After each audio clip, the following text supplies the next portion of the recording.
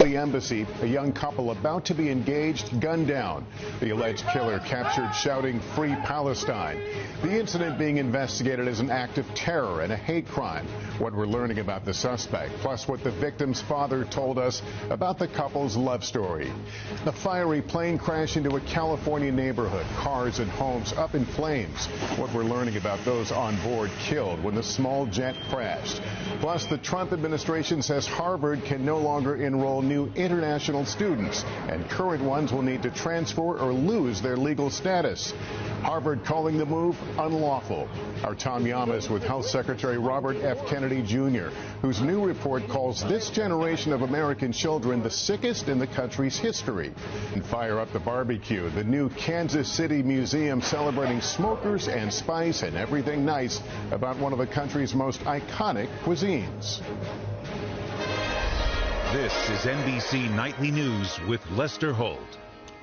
Good evening and welcome. They were among a group of young professionals set on becoming part of the solution in a troubled region, gathered at an event last night focused on building bridges in the Mideast and North Africa.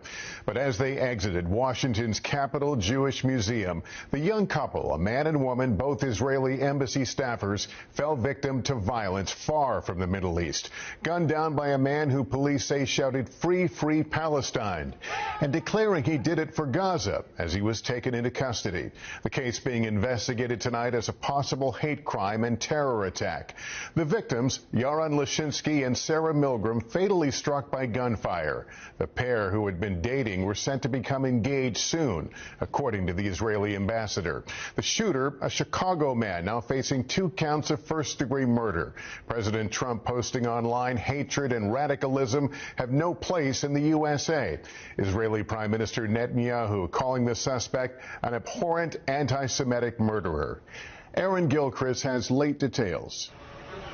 The horror unfolded around 9 last night. Response 1, active shooter 30, Africa Foxtrot Street Northwest. A group of people leaving a young diplomat's reception at the Capitol Jewish Museum in Washington when a gunman opened fire. 26-year-old Sarah Milgram and her partner, 30-year-old Yaron Lashinsky, both diplomatic staff at the Israeli embassy, were killed. Tonight, it's being investigated as a targeted terror attack. The tragic murder of these 2 Israeli embassy employees outside of the Capitol Jewish Museum last night was both an act of terror and directed violence against the Jewish community, and it has the full and unwavering attention of the FBI. The alleged gunman, 30-year-old Elias Rodriguez, shouted "Free Palestine" as he was taken into police custody. Free, free Palestine! He's now facing multiple charges, including first-degree murder and murder of foreign officials. Today, the FBI is searching his Chicago apartment. Violence against anyone based on their religion is an act of cowardice. President Trump posting, "Hatred and radicalism have no place in the USA." Witnesses say it was a rainy night, and after firing the shots, the alleged gunman rushed into the museum. All of a sudden, we start hearing what sounds like gunshots. The people inside had no idea what he had allegedly done and offered him a glass of water. We're just thinking he's a witness, frazzled, and trying to comfort him.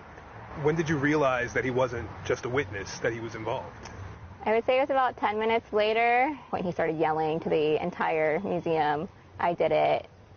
Free Palestine. I did it for Gaza." Tonight,